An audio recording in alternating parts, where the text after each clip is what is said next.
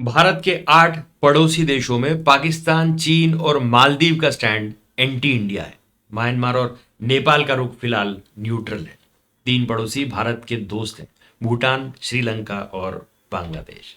पिछले साल नई दिल्ली में हुए G20 शिखर सम्मेलन में भारत ने बांग्लादेश को विशेष तवज्जो देते हुए स्पेशल गेस्ट के तौर पर आमंत्रित किया था।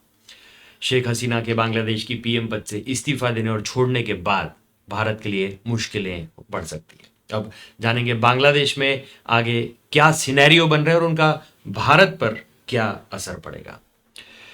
पहला सिनेरियो, बांग्लादेश की सेना सत्ता संभाले। 1971 में पाकिस्तान विभाजन के बाद बांग्लादेश बना था।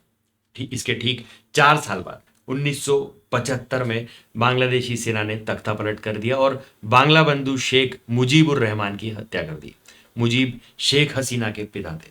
प्रत्यक्ष और अप्रत्यक्ष रूप से बांग्लादेश बनने के बाद से अगले 15 सालों तक देश की राजनीति में हस्तक्षेप रहा। सेना ने 3 बार तख्ता पलट किया और कई बार ऐसा करने की विफल कोशिशें भी की। आखिरी बार 2007 और 2008 में सेना समर्थित सरकार बनी थी और 2 साल चली थी। 5 अगस्त को शेख हसीना के देश छोड़ने के बाद बांग्लादेश के सेना प्रमुख जनरल वकार उज जमान ने कहा कि हम अंतरिम सरकार बनाएंगे, देश को अब हम संभालेंगे। आंदोलन में जिन लोगों की हत्या हुई उसे हम इंसाफ दिलाएंगे। इसका भारत पर इम्पैक्ट, भारत हमेशा चाहता है कि बांग्लादेश समेत उसके पड़ोसी स्थिर हों और वहां पर लोकतंत्र बना रहे। ऐसे में बांग्लादेश की किसी गैर चुनी हुई सरकार के साथ भारत नहीं दिखना चाहेगा।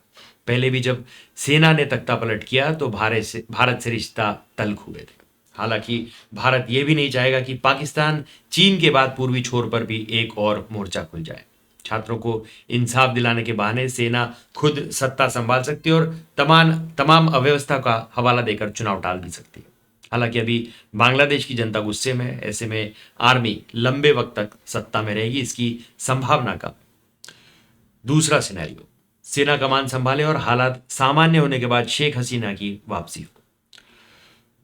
सोमवार तक बांग्लादेश की प्रधानमंत्री रही शेख हसीना के हेलीकॉप्टर से भारत भागे। सेना प्रमुख ने उन्हें उनके इस्तीफे और देश छोड़ने की जानकारी दी। सेना ने फिलहाल अंतरिम सरकार बनाने की बात की है, लेकिन न तो चुनाव की बात की है और न ये बताया कि अंतरिम सरकार का स्वरूप क्या होगा। ऐसे में संभावना है कि बांग्लादेश में फिलहाल सेना ही देश की कमान संभाले। कुछ दिनों में हालात सामान्य होने के बाद शेख हसीना की वतन वापसी का रास्ता तैयार करें, जैसे पड़ोसी देश श्रीलंका में किया है। मौजूदा आर्मी चीफ की नियुक्ति शेख हसीना ने ही की है। अब इसका भारत पर क्या इम्पैक्ट पड़ेगा। भारत बांग्लादेश में शेख हसीना की सरकार को देखना चाहता है। शेख हसीना चीन और भारत के बीच संतुलन बनाकर रखती है। उनका स्टैंड प्रो इंडिया रहता है। बांग्लादेश छोड़ने के बाद शेख हसीना सबसे पहले भारत ही आई। तीसरा सिनेरियो, 3 महीने में चुनाव हो और विपक्षी खालिदा जिया की पार्टी चुनाव जीत जाए। बांग्लादेश में सेना प्रमुख जनरल वकार ने देश को संबोधित करते हुए कहा कि देश में एक अंतरिम सरकार की स्थापना होगी। इसके लिए उन्हें अलग अलग पक्षों से बात भी की है। ये केयर टेकर सरकार हालात सामान्य होने के 90 दिनों में चुनाव करा सकती है। बांग्लादेश के राष्ट्रपति मोहम्मद शहाबुद्दीन ने सोमवार को बैठक के बाद बांग्लादेश की मुख्य विपक्षी नेता बेगम खालिदा जिया को जेल से रिहा करने का आदेश दिया। यानी अगर चुनाव हुए तो खालिदा जिया की पार्टी बीएनपी इसमें शामिल होगी। चुनाव में बीएनपी को शेख हसीना के खिलाफ जनता के गुस्से का फायदा मिल सकता है। ऐसे में बदलाव के तौर पर जनता बीएनपी को सरकार बनाने का मौका मिल सकता है। इस सिनेरियो में खालिदा जिया या उनके बेटे पीएम बन सकते हैं।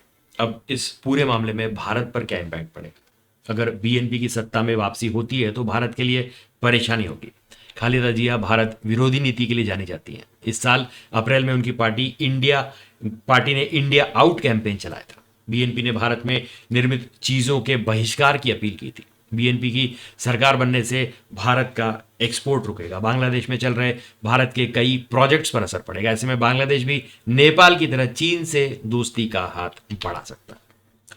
चौथा सिनेरियो, कट्टरपंथी जमाते इस्लामी सत्ता में आ जाए।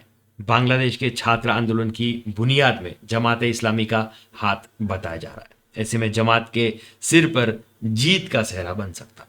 जमात पर आरोप है कि उसका पाकिस्तान से कनेक्शन है, जो बांग्लादेश में होने वाली आतंकी गतिविधियों के लिए जिम्मेदार है। यही कारण है कि उस पर बैन लगाया गया है।